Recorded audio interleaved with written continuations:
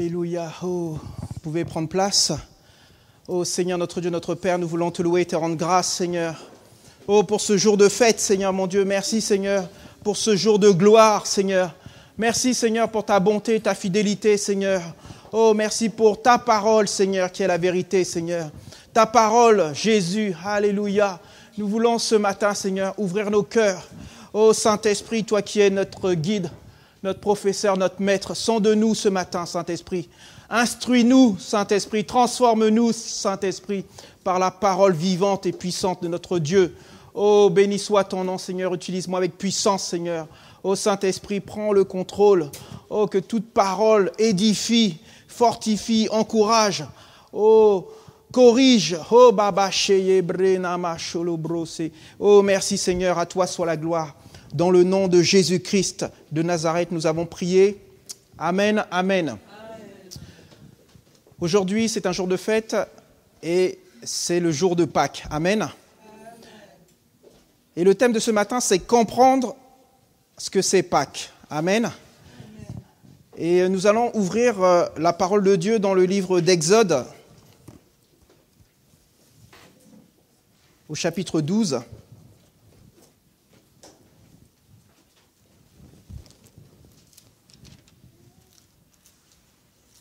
Exode chapitre 12,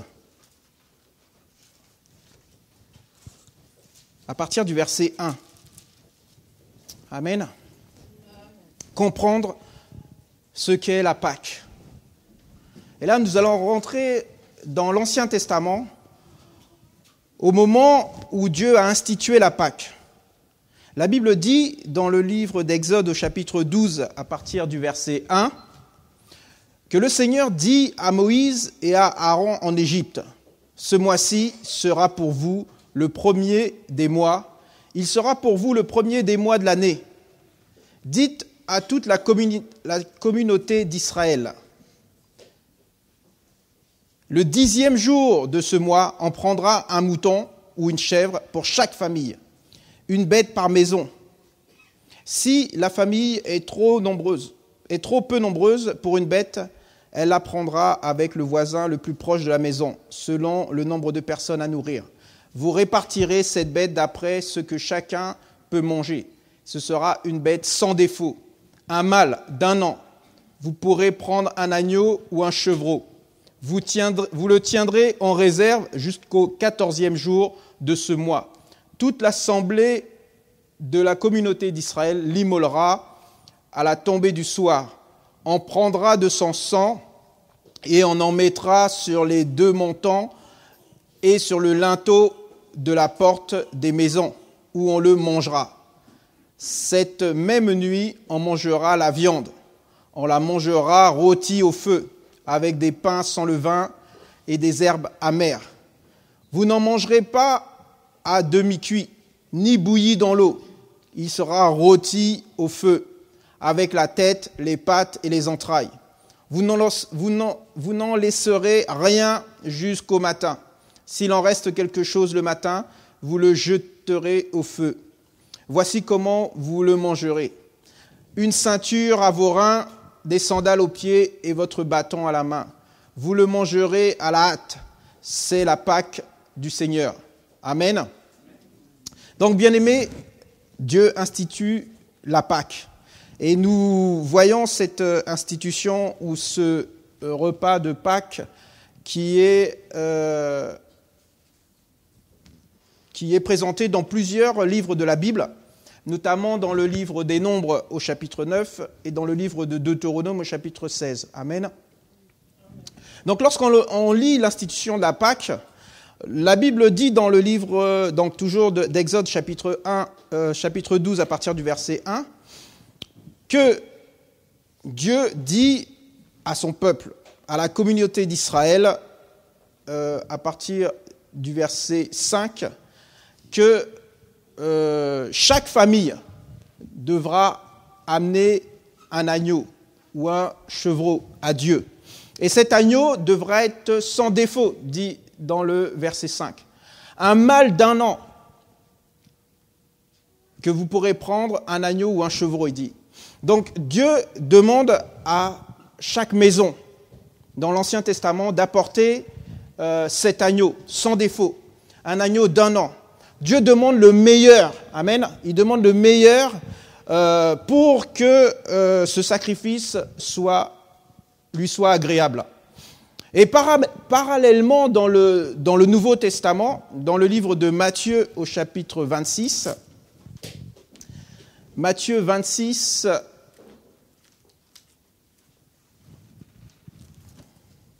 à partir du verset 6, je lis la parole de Dieu. La Bible dit, comme Jésus était à Béthanie, chez Simon le lépreux, une femme s'approcha de lui. Elle tenait un flacon d'albâtre plein d'un parfum de grand prix. Et pendant qu'il était à table, elle répandit le parfum sur la tête de Jésus. En voyant cela, les disciples s'indignèrent et dirent « À quoi bon ce gaspillage ? On aurait pu vendre cela très cher et en donner le prix aux pauvres. » Jésus s'en aperçut, leur dit « Pourquoi tracassez-vous cette femme ? Elle a accompli une belle œuvre à mon égard. Les pauvres, en effet, vous les avez toujours avec vous, mais moi, vous ne m'avez pas toujours avec vous. En répandant ce parfum sur mon corps, elle a fait pour ma sépulture. Amen, je vous le dis, partout où cette bonne nouvelle sera proclamée, dans le monde entier, on racontera aussi en mémoire de cette femme ce qu'elle a fait. Amen. Dieu demande toujours le meilleur. Dieu veut le plus cher. Dieu veut que ça te coûte. Amen. La Bible dit que Dieu a tant aimé le monde qu'il a donné son Fils unique. Ça lui a coûté très cher, bien-aimé. Donc ça doit aussi te coûter très cher. Amen. Lorsque tu fais un sacrifice à Dieu, ça doit te coûter. Parce que souvent, on voit aussi dans la parole qu'il y a beaucoup de gens qui amenaient des agneaux, ils ne prenaient pas le meilleur pour Dieu. Ils prenaient un agneau avec une patte en moins ou avec plein de défauts. Et en fait, ils se débarrassaient de ces agneaux-là, on va dire. Amen. Mais Dieu veut le meilleur. Il veut le meilleur et pour te bénir. Amen. Et donc, cette femme, on voit dans ce passage, voilà, elle a donné ce qu'elle avait de plus cher à son cœur pour ce parfum qu'elle a répandu sur la tête de Jésus. Amen. Si on retourne dans le livre d'Exode au chapitre 12, nous allons continuer la lecture. Donc, déjà, Dieu demande un agneau au peuple. Amen. Un agneau sans défaut. Un agneau parfait. Un mâle d'1 an. Quelque chose qui va lui être agréable. Ensuite, Dieu dit dans sa parole, au verset 7, « On prendra du sang de cet agneau et on le mettra sur les 2 montants et sur le linteau de la porte des maisons, où on le mangera. » Amen. Cette même nuit, on le mangera la viande et on le mangera rôti au feu. Amen. Moi, je veux m'arrêter sur le verset 7 de ce chapitre, où la Bible nous dit « On prendra de son sang. On en mettra sur les 2 montants et sur le linteau de la porte. » Amen. Le sang de l'agneau. Bien-aimé, le sang de l'agneau, c'est une alliance. Et cette semaine, nous avons vu avec le pasteur Freddy l'étude biblique sur l'alliance du sang. Cette alliance, bien-aimé, c'est un contrat avec Dieu. C'est un pacte, un engagement sacré que Dieu prend. Amen. Et c'est un engagement permanent, indissoluble, irrévocable. Et cette alliance, bien-aimé, nous assure la protection.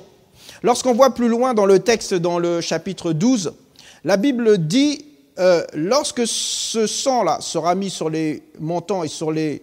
Il dit, cette nuit-là, au verset 12, « Je parcourrai l'Égypte et je frapperai tous les premiers-nés en Égypte, depuis les humains jusqu'aux bêtes. Ainsi, j'exécuterai mes jugements contre tous les dieux de l'Égypte. Je suis le Seigneur Dieu Yahweh. » Le sang sera pour vous un signe sur les maisons où vous serez. Lorsque je verrai le sang, je passerai sur vous. Il n'y aura pas de fléau sur vous, de fléau destructeur quand je frapperai l'Égypte. Vous voyez, donc le sang protégeait le peuple de Dieu. Amen. Le sang protégeait le peuple de Dieu. Et il dit, ça sera pour vous un jour d'évocation. Vous le célébrez comme une fête pour le Seigneur. vous le célébrez comme une prescription perpétuelle pour toutes vos générations, verset 14. Alors, comme je vous disais, et c'est une protection, ce sang, qui était répandu dans l'Ancien Testament. Mais dans le Nouveau Testament, nous parlons du sang de Jésus, comme le pasteur l'a dit ce matin. Jésus est mort à la croix, bien-aimé. Son sang a été versé. Amen. Et le sang de Jésus nous lave et nous purifie de tout péché, dit la Bible, dans le livre de 1 Jean, chapitre 1, au verset 7. Il est écrit, « Mais si nous marchons dans la lumière, comme lui-même il est dans la lumière, nous sommes en communion les uns avec les autres. Et le sang de Jésus, son Fils, nous purifie de tout péché. » Il fallait que le peuple, dans l'Ancien Testament, fasse un sacrifice, un agneau. Amen. Mais Dieu a offert son Fils. Comme a dit pasteur dans le livre de Jean, chapitre 1, verset 29, il a dit, Jean le Baptiste a dit, « Voici l'agneau de Dieu qui ôte le péché du monde. » Amen. Amen. C'était un agneau parfait, sans défaut. Et Dieu a offert son Fils pour chacun de nous. Amen. Alors nous allons voir ce matin la fonction du sang dans notre corps à nous et dans le corps du Christ, l'Église. Amen. Amen. Alors premièrement, le sang nettoie et purifie, comme on a vu dans le texte. Selon la loi donnée par Dieu à Moïse, tout était purifié par le sang. Comme on a dit tout à l'heure, lorsqu'il offrait un sacrifice, lorsque le peuple offrait des sacrifices à Dieu, Dieu effaçait leurs péchés. Amen. Amen. Dieu pardonnait les péchés. Amen. Amen. Mais il devait faire ça à chaque fois pour que Dieu soit agréable à son peuple. Il devait à chaque fois faire des sacrifices. Et donc, le bon état de notre sang, à nous bien-aimés, est aussi vital pour notre corps. Amen. Pour la vie physique. Parce que le sang qui circule dans nos veines nettoie, purifie. Il élimine tous les déchets. Amen. Si il ne nettoyait pas, on serait atteint de beaucoup de maladies. Amen. Alors la purification par le sang de Jésus-Christ est continuelle. Jésus a été offert comme un agneau. Amen. Et le sang de Christ qui est parfait est continuel. Il nous lave et nous purifie. Et c'est pour ça, lorsque nous confessons nos péchés au Seigneur, la Bible dit, au verset 9, « Dieu est fidèle et juste pour nous pardonner et pour nous purifier de toute injustice, de tout péché. » Amen. Donc, par le sang de Jésus-Christ, nous n'avons pas besoin de jeûner, bien-aimés, ou de faire des sacrifices, de se flageller pour être purifiés par Dieu. Le sang de Jésus-Christ agit toujours dans la lumière, nous dit la parole. Dans le livre de Jean, au chapitre 3, Jean chapitre 3, verset 19, la Bible dit ainsi, « Et voici le jugement. » C'est Jésus qui parle. Il dit, « La lumière est venue dans le monde, et les humains ont aimé les ténèbres plus que la lumière, parce que leurs œuvres étaient mauvaises. » Amen. Le sang de Jésus-Christ nous purge spirituellement. Amen. Il nous purge.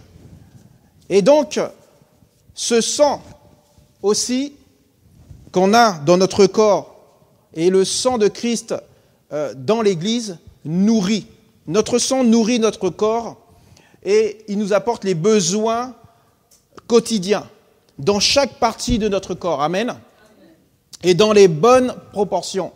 Et le sang de Christ, c'est pareil. Il nourrit le corps de Christ. Il nourrit chaque membre du corps de Christ continuellement. Amen. Nous sommes nourris par ce sang-là. Alors le sang aussi contrôle et équilibre. Comme notre sang à nous contrôle la température de notre corps, le sang de Jésus-Christ nous équilibre spirituellement. Amen. Alors, comme on a vu dans le texte dans l'Ancien Testament, que le sang qui était peint sur les linteaux et sur les montants des portes des maisons, ce sang-là leur accordait la protection. Amen. Et de la même façon que notre sang aussi à nous, nous protège des microbes et des virus. Amen. Le sang de Christ résiste aux assauts du diable. Et ça, nous pouvons le lire aussi dans le livre d'Apocalypse au chapitre 12. Apocalypse au chapitre 12, la parole de Dieu dit ainsi.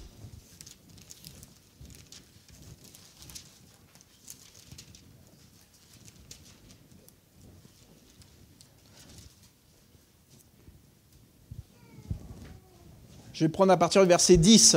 Il dit « Alors j'entendis dans le ciel une voix forte qui disait « Maintenant sont arrivés le salut, la puissance, le règne de notre Dieu et le pouvoir de son Christ, car il a jeté à bas l'accusateur de nos frères, celui qui les accusait devant notre Dieu jour et nuit. Mais eux, qui sont eux? Les enfants de Dieu. Amen. Mais eux, ils l'ont vaincu à cause du sang de l'agneau. Qui est l'agneau? Jésus-Christ. Amen. Ils l'ont vaincu, la Bible dit, ils l'ont vaincu à cause du sang de l'agneau et à cause de la parole de leur témoignage. Ils n'ont pas aimé leur vie, même face à la mort. Amen. Et le sang de Jésus-Christ aussi nous rappelle que nous avons reçu une puissance supérieure à celle du malin. Amen. La Bible dit dans le livre de Luc, au chapitre 10, verset 19, c'est ça, que Jésus-Christ nous a donné tout pouvoir. Amen. Tout pouvoir vous a été donné sur les puissances du mal. Amen. Et donc on a cette assurance que lorsque nous lisons cette parole, que nous avons cette puissance qui est supérieure à celle du diable. La Bible dit aussi que le sang de Jésus-Christ nous rappelle que Jésus-Christ a vaincu et en lui nous vaincrons aussi. Amen. Amen. Premier livre de Jean, chapitre 4, au verset 4. Il dit « Vous, mes enfants, vous êtes de Dieu et vous les avez vaincus, car celui qui est en vous est plus grand que celui qui est dans le monde. » Amen. Amen. Celui qui est en vous, le Christ, est plus grand que celui qui est dans le monde. Jésus a vaincu le diable à notre place, bien-aimés. On n'a pas besoin de vouloir lutter contre le diable. Il est déjà perdu. Amen. Amen. Nous devons, au contraire, nous confier en Jésus. La Bible dit, en son nom, nous pouvons lui résister. Amen. Amen. La Bible dit, humilie-toi devant Dieu, résiste au diable et il fuira loin de toi. Soumets-toi à Dieu. Amen. Amen. Le sang de Jésus-Christ rappelle au diable sa défaite éternelle. Nous devons nous réjouir, bien-aimés. Ce sang que Jésus a versé rappelle au diable qu'il a perdu éternellement. Jésus a vaincu à la croix. Amen. Colossiens chapitre 2, verset 15. Il est écrit ainsi. Il a dépouillé les principats et les autorités. Il les a publiquement livrés en spectacle, en les entraînant dans son triomphe. Amen. Comme a dit pasteur ce matin, le diable a été humilié devant l'humanité. Amen. Il a été dépouillé. Jésus lui a même pris les clés de sa maison. Amen. Et donc, par notre Seigneur, nous avons cette victoire éternelle. Amen. Autant le diable a cette défaite éternelle, nous avons la victoire éternelle. La victoire en Jésus-Christ. Et comme disait pasteur ce matin, c'est un jour de fête, bien-aimés. Nous devons nous réjouir et nous devons comprendre ce que c'est la Pâque et comprendre quelle est aussi l'importance de ce repas du Seigneur que nous prenons à chaque moment, le repas de la Sainte Seine. La Bible dit dans le premier livre de Corinthiens au chapitre 15, premier livre de Corinthiens, chapitre 15, au verset 57. « Mais grâce soit rendu à Dieu, qui nous donne la victoire par notre Seigneur Jésus-Christ. Amen. Jésus-Christ a donné sa vie. Il a dit, moi je la donne. Amen. Parce qu'à un moment, c'est vrai qu'il a dit, Seigneur, que si tu peux éloigner cette coupe de moi.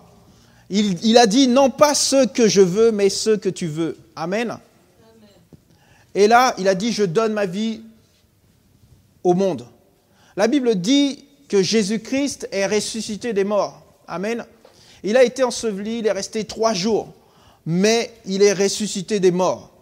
1 Corinthiens chapitre 15 toujours, versets 20 à 22. Écoutez ce verset qui est fondamental. Parce que si tu ne crois pas en ce verset-là, tu n'as rien à faire ici. Amen. La Bible dit comme ça. Mais si le Christ s'est bel et bien réveillé d'entre les morts, il est les prémices de ceux qui se sont endormis. Car puisque la mort est venue par un seul homme, c'est aussi par un seul homme que viendra la résurrection des morts. En effet, tous meurent en Adam, de même que tous seront rendus vivants dans le Christ. Amen. Mais la Bible dit aussi,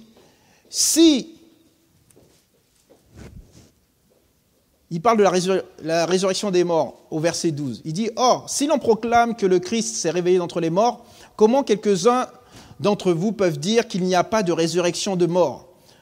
Parce que s'il n'y a pas de résurrection des morts, le Christ non plus ne s'est pas réveillé. Et si le Christ ne s'est pas réveillé, alors notre proclamation est inutile et votre foi est aussi inutile. Nous apparaissons même comme des faux témoins de Dieu, puisque nous avons témoigné contre Dieu qu'il a réveillé le Christ, alors qu'il ne l'a pas réveillé. S'il est vrai que les morts ne se réveillent pas, en effet, si les morts ne se réveillent pas, le Christ non plus ne s'est pas réveillé. Et si le Christ ne s'est pas réveillé, votre foi est futile et vous êtes encore dans vos péchés. Et ceux qui se sont endormis dans le Christ sont perdus. Vous comprenez? Donc s'il n'y a pas de résurrection des morts, il n'y a pas de Pâques, tout ça ne sert à rien. Amen.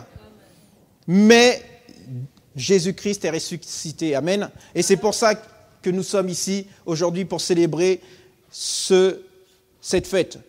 Quelqu'un a dit, si tu crois à un Dieu qui a créé les milliards des galaxies et qui est capable de ressusciter Jésus-Christ d'entre les morts, soit tu rends Dieu si petit qu'il entre dans ton cerveau, parce que douter que Jésus-Christ n'ait pas ressuscité des morts, tous les ans et depuis des années, certaines personnes, qu'est-ce que penseraient certaines personnes, vous comprenez? Ça veut dire que si quelqu'un pense que Dieu, qui est capable de créer des milliards de galaxies, et qu'il n'est pas capable de ressusciter Jésus d'entre les morts, il rend Dieu tellement petit que Dieu peut rentrer dans son cerveau. Amen. Mais nous ne pouvons douter que Jésus-Christ n'ait pas ressuscité des morts, puisque nous le fêtons tous les ans et depuis des années et des années. Vous comprenez? L'apôtre Paul, dans sa lettre aux Corinthiens, est franc et clair. Et encore aujourd'hui, la parole de Dieu a de la puissance. Donc la foi dans la résurrection de Jésus-Christ est le point central, bien-aimé, de notre salut. La Bible dit dans Romains chapitre 10 au verset 9, écoute la parole de Dieu, il dit, en effet, si avec ta bouche tu reconnais en Jésus le Seigneur, et si avec ton cœur tu crois que Dieu l'a réveillé d'entre les morts, c'est-à-dire l'a ressuscité, tu seras sauvé. Amen. Donc, cette confession qu'on fait lorsqu'on accepte Jésus-Christ comme notre Sauveur et Seigneur, et si l'on confesse que Dieu l'a ressuscité des morts, on est sauvé. Donc, si nous, on ne croit pas à la résurrection de Christ, on est perdu, bien-aimés. Amen. Donc, c'est un privilège de savoir que Jésus-Christ, notre Seigneur, est ressuscité. C'est la plus grande raison, bien-aimés, de nous réjouir, peu importe les circonstances. Nous devons nous réjouir. Dans le monde où nous sommes aujourd'hui, nous devons nous réjouir que Jésus-Christ est ressuscité. Et fêter la Pâque, ce n'est pas une fête une fois par an, bien-aimés. C'est fêter la Pâque tous les jours de notre vie. Amen. Nous devons fêter la résurrection de Christ parce que notre espérance est de retrouver le Seigneur. Jésus, lorsqu'il était sur terre, il a dit « Je m'en vais vous préparer une place, bien-aimés ». Donc si tu n'as pas foi en ça, bien-aimé, tu ne peux pas rejoindre le Seigneur. Amen. Nous avons cette espérance en nous que nous allons rejoindre notre Seigneur. Dieu a donné la vie de résurrection de son Fils, Jésus-Christ, à nous, ses enfants nés de nouveau, pour l'éternité. Jésus est vraiment ressuscité. Amen. Jésus est ressuscité, bien-aimé. Et c'est comme ça, nous allons nous aussi ressusciter avec tous les autres bien-aimés en Christ. Amen. Avez-vous bien compris ce que c'est la Pâque? Et nous devons nous réjouir, bien-aimés. Nous devons louer Dieu pour son Fils, pour ce sacrifice qu'il a fait. Amen. Chaque jour, tu dois lever les bras au ciel et dire « Seigneur, merci ». Merci parce que même si nous allons mourir, ou peut-être pas si Jésus revient, nous avons cette assurance que nous allons être auprès du Père, avec Jésus, qui est assis à la droite de Dieu. Amen. Donc, soyons dans l'allégresse, bien-aimés. Réjouissons-nous. Jésus est ressuscité, il est vivant, il est avec nous. Car il a dit dans la parole, là où 2 ou 3 sont assemblés en mon nom, je serai là, présent au milieu d'eux. Amen. Amen. Prions le Seigneur. Alléluia. Seigneur, nous voulons te louer et te rendre grâce pour ce jour merveilleux, Seigneur. Oh, ce jour où tu as ressuscité Jésus-Christ d'entre les morts, Seigneur, pour nous donner cette espérance, Seigneur, et cette assurance que nous aussi, Seigneur, nous serons avec lui à ta droite, assis à ta droite, Seigneur. Nous te glorifions et nous réjouissons, Seigneur, de cette parole, Seigneur, qui nous encourage, qui nous fortifie, Seigneur, quelles que soient les circonstances, quelle que soit la situation dans laquelle nous sommes, Seigneur. Nous voulons nous réjouir parce que le Christ a vaincu les puissances du mal. Il a vaincu le malin. Oh Père éternel, merci parce que nous sommes plus que vainqueurs. Nous avons la victoire dans toutes les choses, Seigneur, que nous vivons ici sur cette terre, Seigneur. Nous te bénissons et nous te louons. À toi soit la gloire. Au nom de Jésus-Christ. Amen, amen. Amen. Alléluia. Oh, merci Seigneur. Béni soit ton nom, Seigneur. Sois glorifié. Sois élevé dans nos vies. Voilà ce que Dieu veut. Il veut que nous soyons ses témoins, des témoins vivants. Annoncer la bonne nouvelle de Jésus-Christ, qu'il est ressuscité, qu'il est là, qu'il est vivant. Amen.